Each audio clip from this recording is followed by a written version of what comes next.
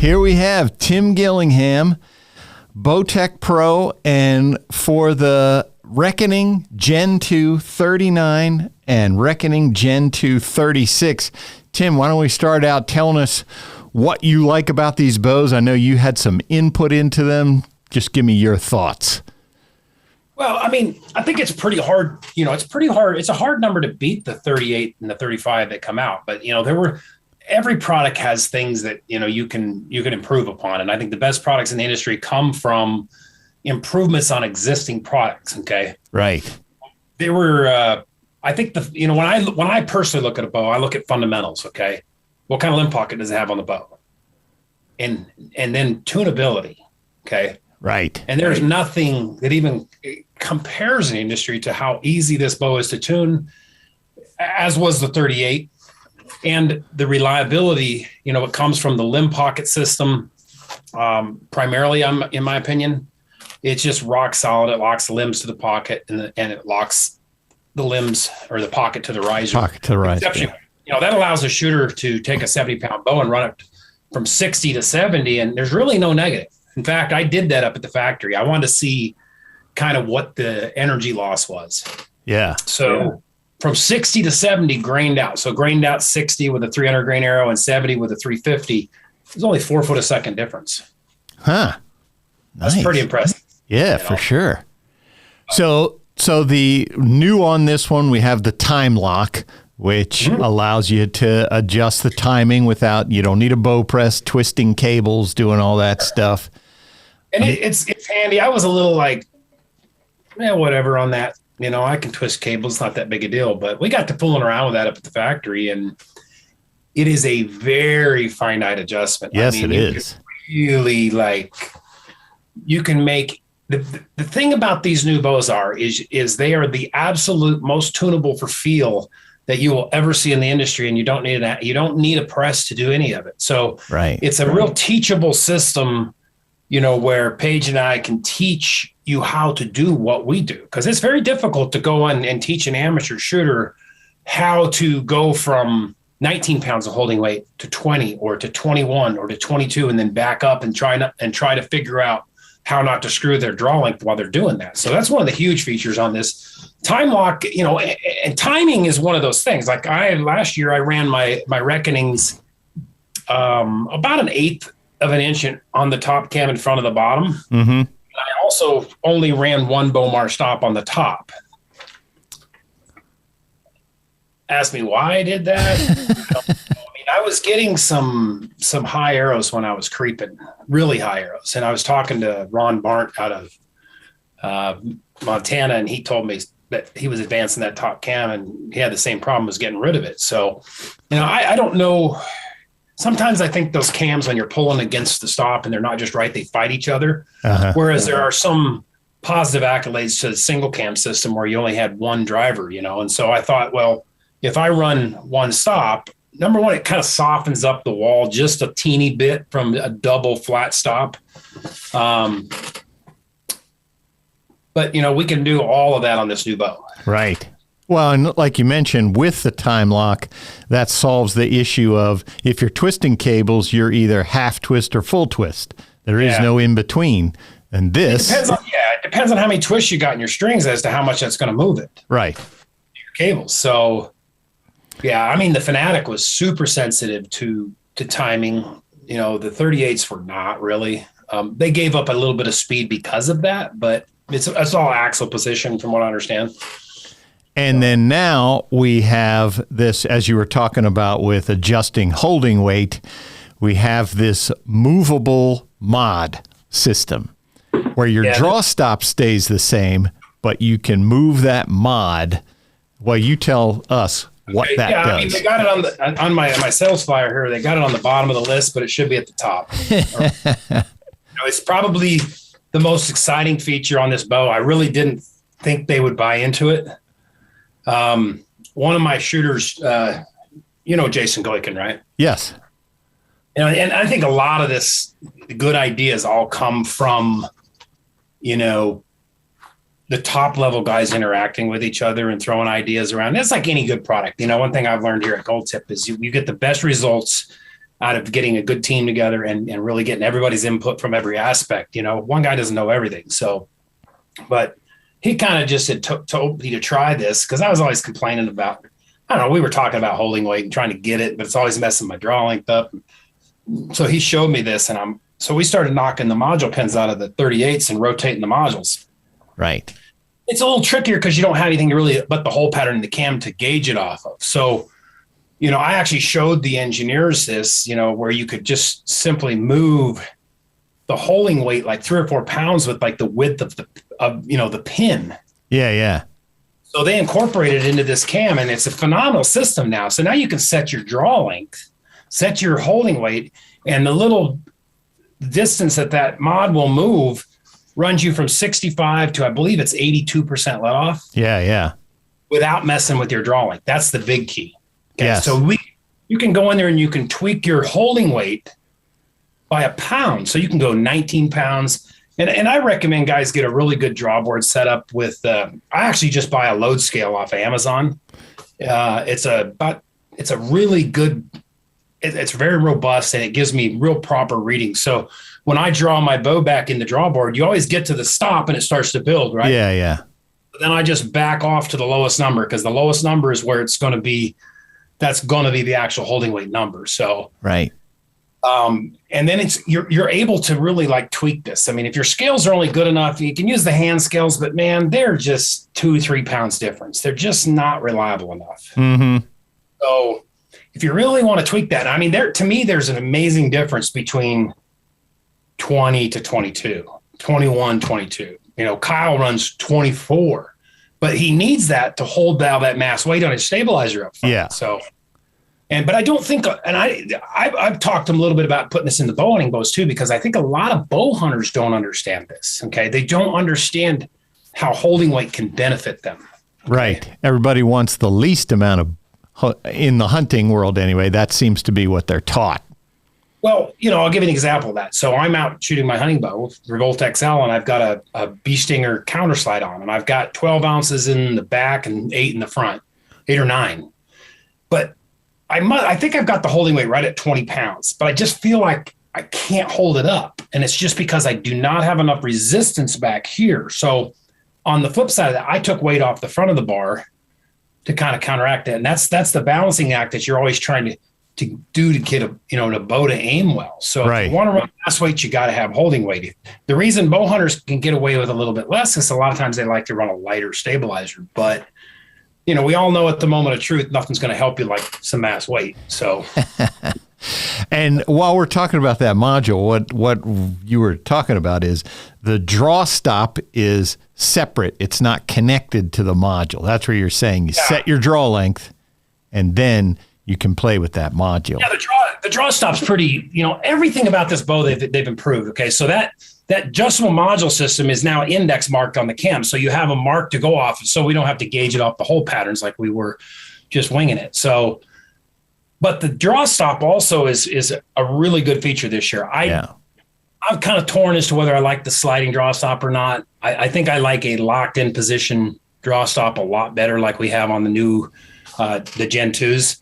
So you just have a post in a hole, and right. The beauty of this new draw stop is you have a flat side and you have a round side. So now you can get any feel that you want, out of one stop. No more having to go buy a $30 set of Bowmar stops.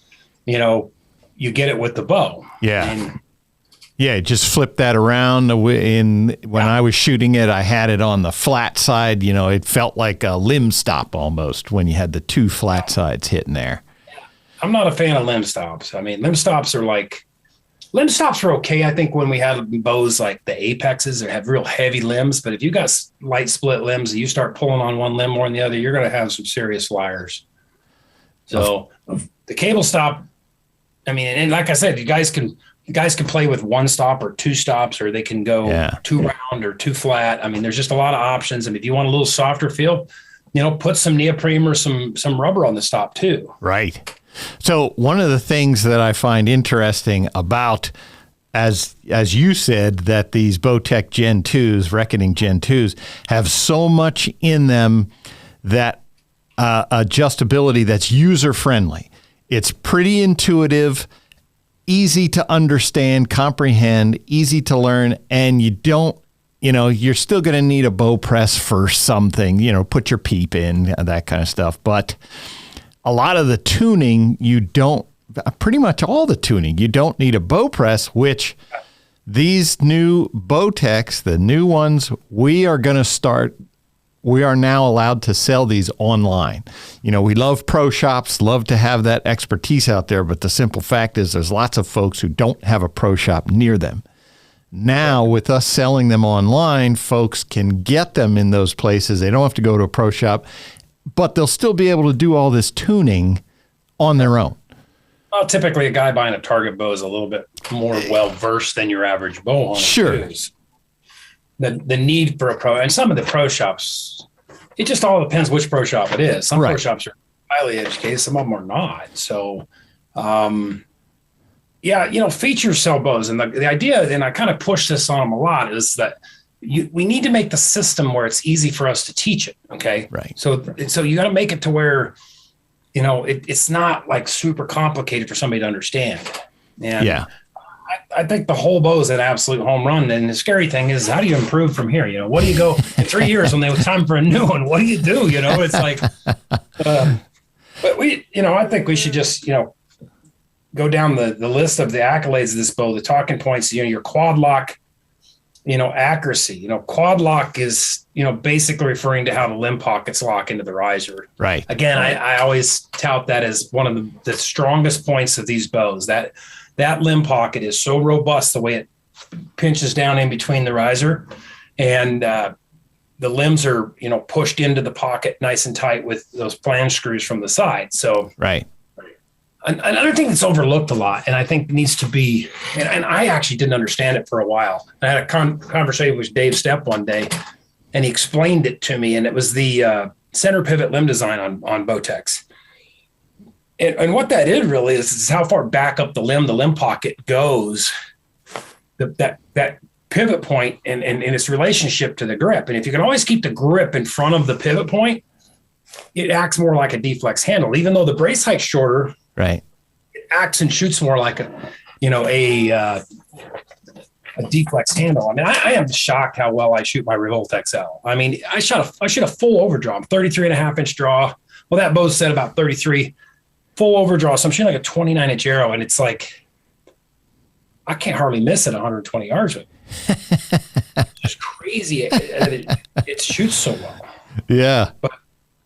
So that's where you're talking about, as you mentioned, with the quad lock there, you're locking the limbs to the pocket, and then you're locking the pocket to the riser. There are locks for each of those to make sure they don't move. There's adjustability, and then you lock them in place. Yeah, and I tell guys, if you want to know how good your pocket is, take your strings off your bow and wiggle your pocket around. There's a lot of bows in the market that have very suspect pockets, and they've caused me a lot of problems over the years. Because at my draw length, everything moves. Right. It's going to move. It's going to move at my draw length, right? So, and there's kind of this engineering principle that, load holds everything over to one side, and I call total BS on that. I mean, whatever. I don't believe in it. It might work to a certain degree, but it's not. I don't think it's a good idea. So some bows over the years that made me want to bomb it, but. We should also mention, along with this locking system that Bowtech has, is the Deadlocked Cams, which is the Bowtech system for moving that cam position, which is ingenious. You guys are the only ones doing that. Oh, it's amazing that nobody had come up with it sooner, really, honestly. I was actually quite irritated when I found out they were getting rid of binary overdrive. And they're like, no, you'll like it. And I'm like, whatever. Here we go. Binary cams with no yokes anymore. Pain in the butt. But it's just, you can't believe how good it is. I mean, you literally can tune the carbon off the side of a paper tune hole. That's how fine it is. I mean, you literally can. Now, some of the problems, initially when I looked at it, I thought, man, that's a little sketchy. And then I watched them putting it together at the factory, and I realized there's only like 3 parts to it. There's nothing to it. And it's very, if anybody had any problems in the past with it, it's, the axle was a little bit soft. Some of the improvements this year, they've hardened that axle up. So there shouldn't be as many problems with, stripping the axle going through, the Allen wrench. You get a rounded Allen wrench in there, and I got right. You get in a hurry and you can mess stuff up. But another thing that they did is they incorporated the locking collar that we have on the hunting bows. So you have a collar that holds the cam over where you used to have like a snap ring. Right, so right. That allows you to get all that play out of there. If there's any machining tolerances in there, that was a little bit of an issue at the 35. I think that's gone for good now because you got 3 set screws on that collar. Now you can hold and push that cam over, and you really have zero play in the thing. So I like that. That's got to be a tagline. You can tune the carbon off the side of a paper hole. Yeah, it's crazy that you can. I mean, I use this when on my paper tuners. I use this white, kind of heavier poster paper. Yeah, it's really what I look for. If I'm shooting a bear shaft through paper, or I'm, shooting, doing my paper tuning, and I really get meticulous with it because I know for a fact, I've done the testing, is that there's an absolute 100% correlation from shooting machine accuracy to paper tuning accuracy. Okay. And so it's all, you may shoot, 4 vane rotations. I shoot 4 fletch, so I'll shoot 4 vane rotations, and I may see one slightly better than the other, but I look at that, where that carbon smudge is in relationship. So yeah. It does. It makes it easy. And people don't, I think one of the things people, you can shoot a bow with a tear in it. Some people think they actually group better with a tear. And I think most of those guys are shooting blades, or have a clearance problem. But, right. It's very important to be able to tune. And everything I do to a bow, if I want to go to a tournament and say I want to add 2 ounces to the front of my 32-inch bar, 33-inch bar, that changes the tune. Uh-huh. If you don't have a quick, easy way to get it back, you should have a bow that's not tuned. And that's always, there's a really, ignorance is bliss, I guess. I mean, if you don't know, it doesn't hurt you, right? I thought bear shaft tuning was a waste of time. I thought I saw you say that somewhere recently. It is. Unless you can qualify the bear shaft, right? If you shoot, say I get 4 arrows shot in through paper, if I could take a bear shaft now and make it shoot a bow hole, now it's what I consider qualified. Because if it dynamically does not rack the same, how in the world are you going to tune with it? I first noticed this working with Morgan Reeves. All right. And her short little draw length, we were not able to get her bear shaft to even come close. Huh. But she could still shoot. Like I said, you can shoot a bow with a high tear in it. It doesn't matter. It'll still group and repeat itself. It's just not optimal, in my opinion. Yeah. So I don't, bear shaft tune is like broadhead tuning. You're taking both things out of tune. So anyway, that's another video. Yes. So now we have this new grip, Griplock. New grip system there that allows you to adjust. You don't have to replace the grip. You can just move it, and it's got that post in there, so it's not just, you're not just relying on the 2 screws on the side to compress. Right. Well, it's just, I don't know, I sell a lot of aftermarket grips that have David out of DL Design in France make, because grips are one of the things a manufacturer can't go out and make 20 different grips to please everybody, right? Right. So the idea is that you can adjust your grip angle and try to be able to experiment with some different grip angles and see, what do you actually shoot better? Yeah. Yeah, if you get some of these bows, how many people actually do that? They probably just, this is what I got. They don't have an option. They just, you get a machined handle and you get whatever the manufacturer gives you, Yeah. I build grips from all the way up to 14-degree angle, you look at what the recurve guys put on their stuff. There's any number of things that they do. So, it's an effort to give you more options as a shooter. But there will always be a market for aftermarket grips, but this will allow a shooter to really play around a lot more. Right. That's one of the things that I mentioned when I was reviewing the bow and I did our video was options. Just that if you can have this bow, I mean, even the flip disc, performance to comfort, just to have these options right there in the bow. You don't have to go out and get something else. You have it already.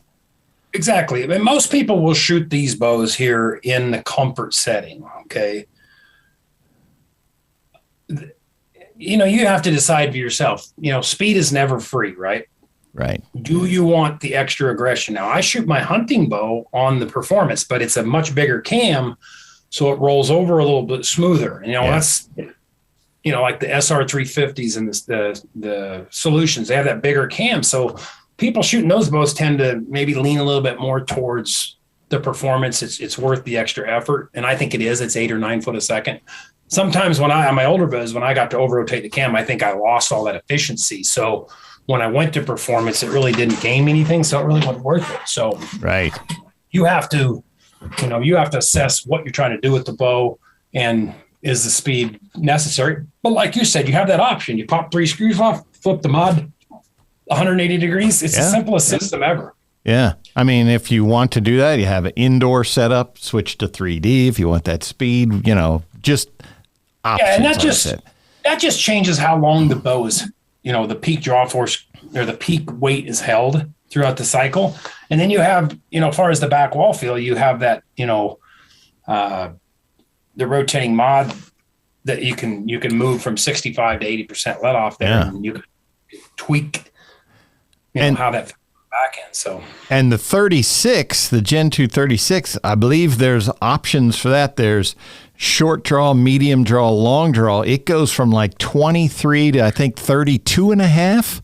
Yeah, you have basically have an SD model that's 23 to 26 and a half. So that's going to fit all your women, real short draws. You know, it's performance driven for that particular draw length range. It's something Bowtech has never have. I'm really excited about that. I think it's going to get a lot of legs. Then you got the Gen 2 36. It has 2 cams. So that runs from 25 and a half to 29 and a half. That has the bigger cam. So, you know, if you're kind of torn in there, maybe you want to run that bigger cam for reasons, and maybe you want to run performance mode. And the bigger cam at, say, 26 inches is going to allow you to do that. I'm trying to figure out how you're going to, you know, it's going to be a little bit faster, I think. You know, the specs here on the sheet are quite a bit faster. Right. I'm not 100% sure. Oh, that's at 20. So that's 298 at 26 and a half. At 26 and a half, yeah. Okay, so these are 30 specs, so you're going to lose 3.5, 30. They're roughly going to be about the same speed. Yeah.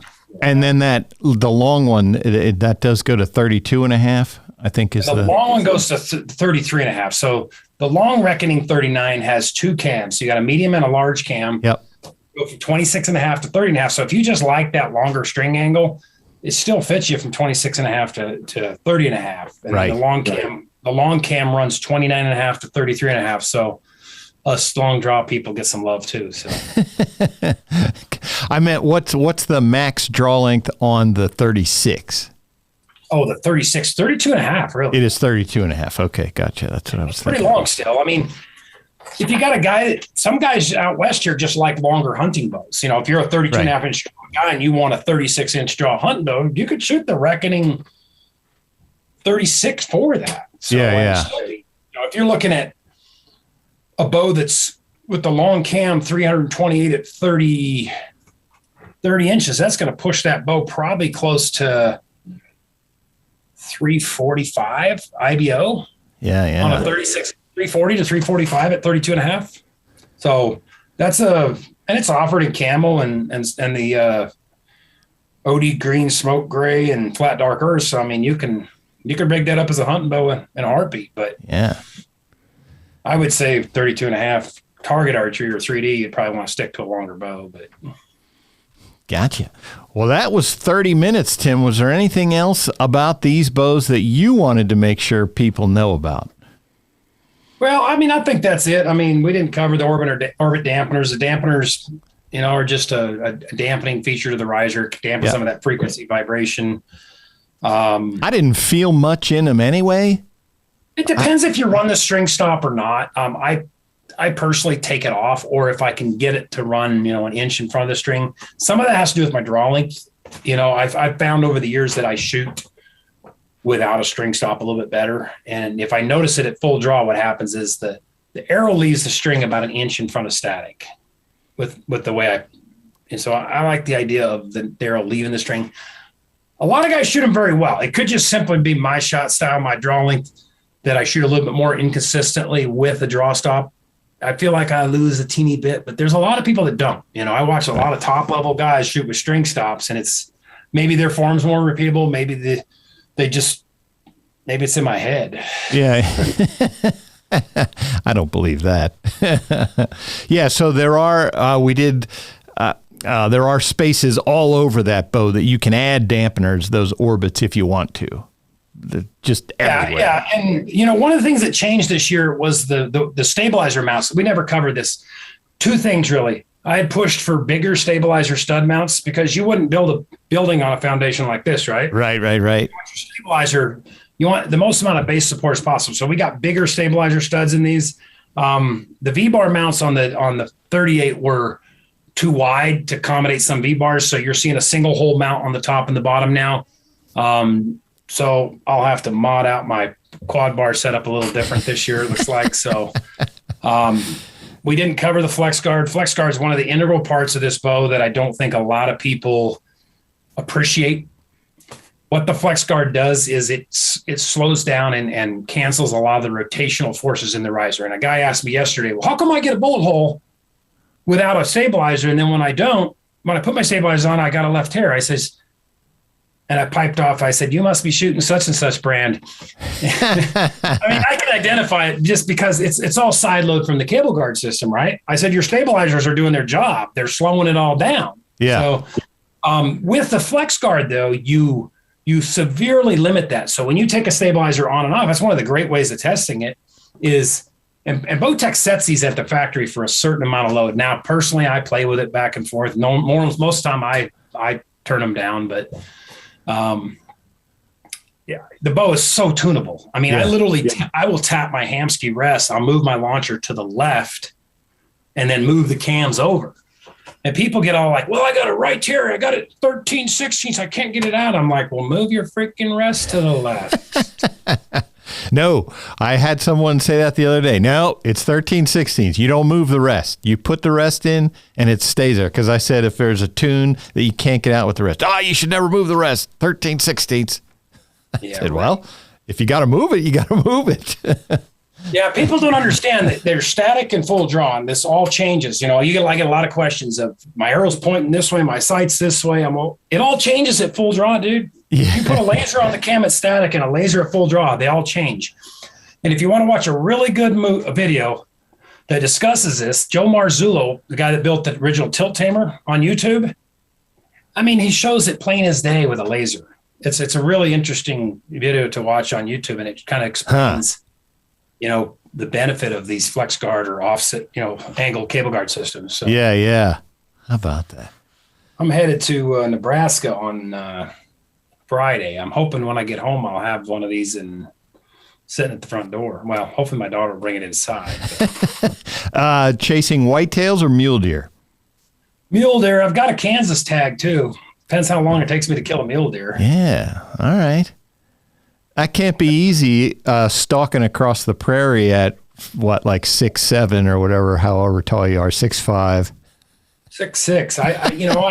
I call that evolution. You have to learn how to shoot if you're not sneaky, right? That's right. I never thought of it that way. I kind of killed my average a couple of years ago. I shot one at 12 yards. I just kind of lowered my shot at. Oh man. Perfect. Well, that's great, Tim. So yeah. It's funny. I go hunting and the first thing people ask me is, how far did you shoot it? Yeah, of course. That's the first question I always get. Yeah. They're disappointed if it wasn't 110. We watch enough videos. We hear you talk, I could do this at 120. I blame you solely for Yasti Perkins Killer doing his videos at 130, 140, all that. I go up to his house and, I always, I always, the kid can hunt, man. I mean, he's got some properties, man. He kills a lot of big stuff. He does. Yes, he does. He's got it. Yeah. He must have a happy wife because I had one all the time. I don't know. Because if I tried to pull that off, it wouldn't work. All right, Tim. Well, good luck out there hunting this weekend, and good luck with that new bow. We certainly appreciate your time as always. It's a phenomenal bow. One of the big litmus tests of a brand and a bow is what you see the retail value on a bow and how many are up on the market. You don't see a lot of you don't up on the market, and there's a reason for that. So yeah, perfect. All right, man. Appreciate your time. All right. Thank you, guys. See you, Tim.